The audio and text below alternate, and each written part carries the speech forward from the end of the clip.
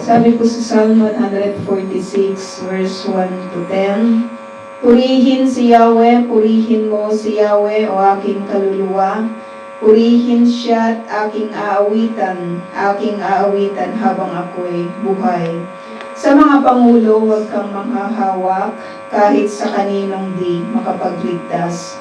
Kung sila'y mamatay, balik sa alabok, kahit anong plano nila'y natatapos. Mapalad ang tao na ang kanyang Diyos na laging katulong ay ang Diyos ni Jacob.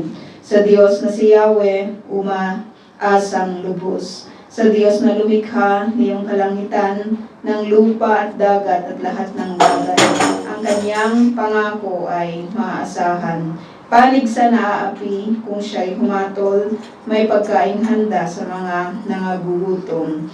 Pinalayan niya ang mga nabihag, sa uli, paningin ng bulag. Lahat ng inapi ay tinataas, ang mga hinirang niya'y nililingap. Nasanggalang ang mga dayuhang sa lupain nila'y doon tumatahan. Tumutulong siya sa balot ulila, ngunit sa masamay parusang hatid niya. Walang hanggang hari ang Diyos na si Yahweh. Ang Diyos mo, Sion, ay mananatili. Purihin si Yahweh. Amen. Yes, Lord. Hallelujah. Salamat, Ama, sa inyong mga salita, O God.